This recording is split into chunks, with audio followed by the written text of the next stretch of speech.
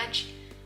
This episode is going to be a little different today. For this week's video, I decided to make a recap of the 5-month period between the time we got the G-body frame under the Corvair to us welding in the floor pan. So I hope you enjoy, and I'll see you at the end of the episode. For the last summary video we did, we covered us finding the Corvair and the first part of the journey it took us on. So this episode is going to be a continuation of that, where I'll be summarizing what happened after we swapped its rotten chassis with a G-body frame. To start off, Dad and I were really happy to see the frame under the Corvair, but there was still a lot of work to be done before we could connect the two together. We first tried to take some more scraps off the car, including some of the excess frame that didn't fit under the body, as well as some parts screwed into the dash. However, we couldn't get the dash completely out of the Corvair because we discovered it was welded in. We then moved on to the outside of the cabin where we uninstalled some more things, including the windshield wipers and other pieces and parts I don't yet know the names of. My sister and I also figured out what an impact driver was. I think the idea that you can get a rusty screw free just by whacking it in and twisting it is pretty cool. Kinda makes me wish Dad bought one of them earlier. Eventually, I tried to puzzle my way through removing some wires, which led me through some unexpected places. I was surprised to find out that some wires on one side of the car actually sprawled out into another side. I think the fact that I was doing this part alone also added to the unexpectedness of it all, which made it more of an adventure, making it more fun for me. It gives me flashbacks of taking the harness out of the Cutlass by myself, which was also pretty fun. After that, Dad and I had a discussion on camera. We determined that the engine we're going to use for the car is a bit too big for the firewall. It's a small block Chevy, by the way. So we decided to cut out a lot of the wall and reshape it later. However, when we started doing that, we ended up taking out a little too much. When that was finished, we started to work around the rockers, taking out what was left of the old floor and the bulkhead. In the process, I got more practice using the grinder and cleaned up some spots where we eventually welded in some braces. We did this to make the car sturdier so we could lift it up some more. I wasn't exactly too comfortable with the grinder yet, so I ended up using more strokes, cutting the floor into smaller chunks.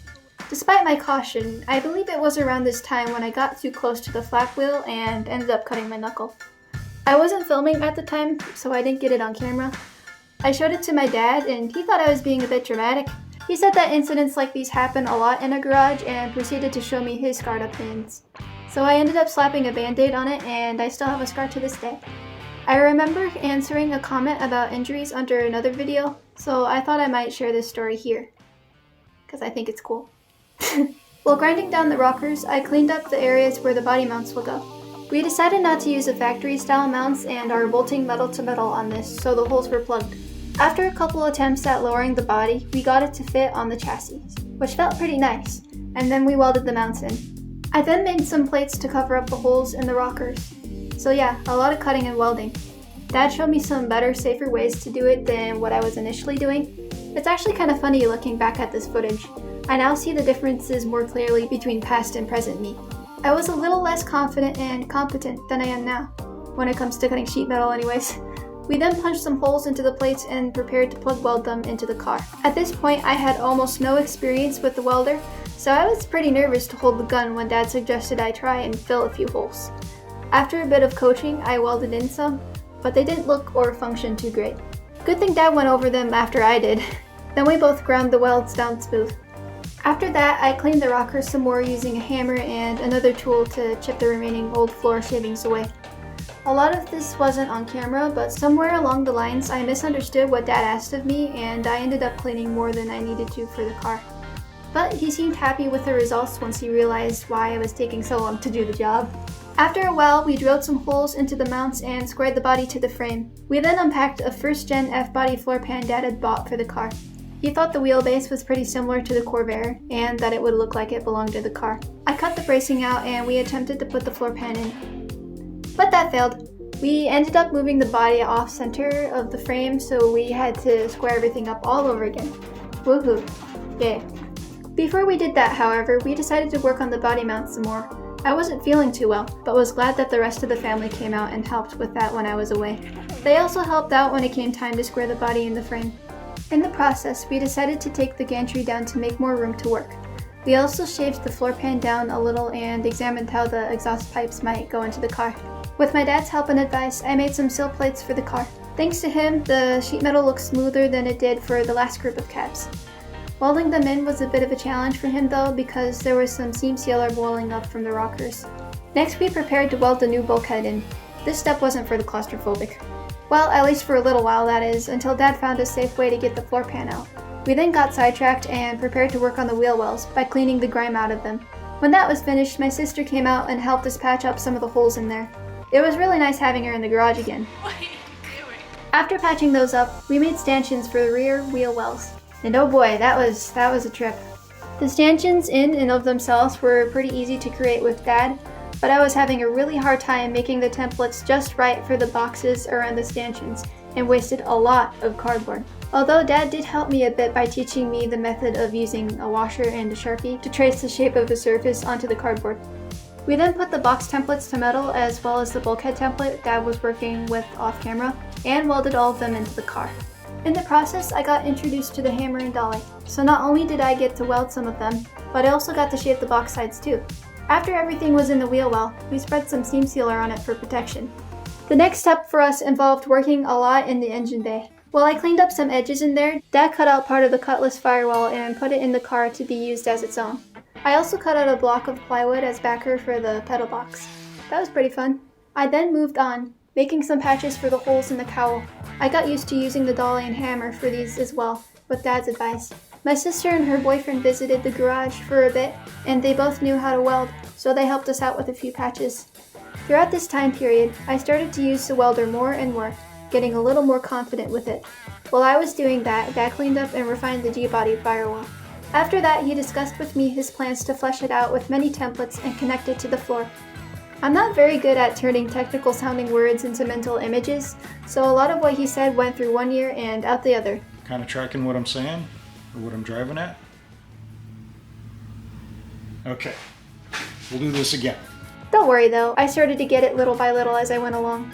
As we continued, I also got introduced to the sheet metal brake and learned how to use that. Yeah. After many hours of cutting and grinding and bending and welding and Dad coaching me through things, we finally got to a point where the floor pan could be put back in. Insert hooray noise here. At this point, I was pleasantly surprised that we were this far along the build. After a bit more trimming, it fit in the car okay. Dad set up some blocks under the floor to hold it up, and we started to spot weld the pan into the bulkhead, which I remember being pretty hard to do. It took a lot of effort to push the bulkhead up with a stick, so I didn't get to film that event. However, I did have an easier time welding the driver's side of the bulkhead to the car than I normally did with other templates. Next, we made templates that would bridge the gap between the sills and the floor pan. I remember these templates took a lot of time and hammering to get right. I also remember trying to make them a little bigger just in case. The problem that often arises with this, however, well, at least with me, is that sometimes you can lose where you specifically place the metal, and the tracing of the gap can get kind of wonky. That's what happened here, as well as it did later in the video. We were also starting to have a lot of electrical issues, as well as some issues with the welder at this time. Around here is where I started to take some risks.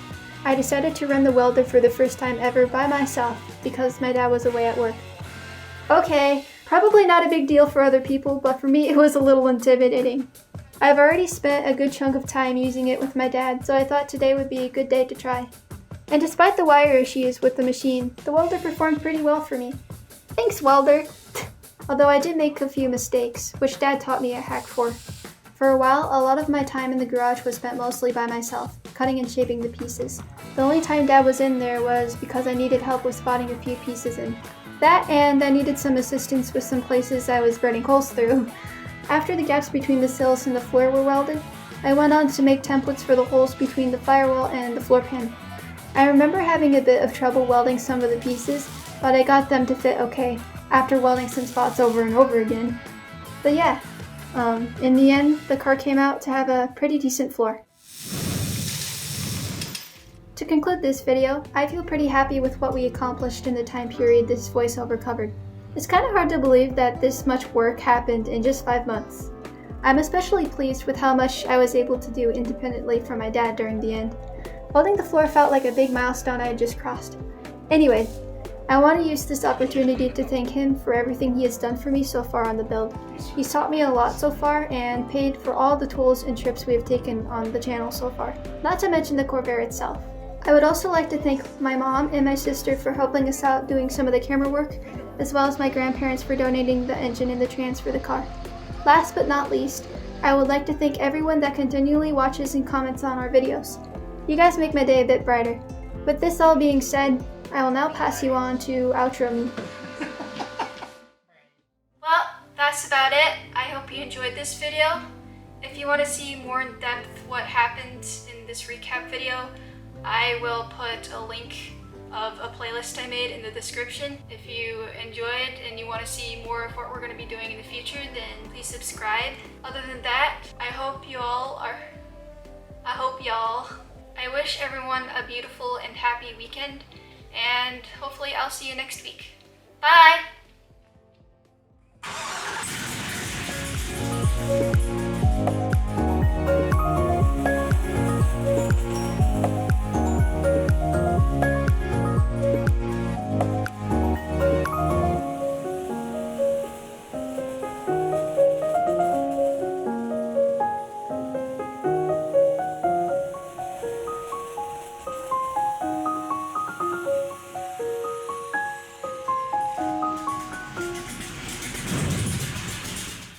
I started to get it a little bit.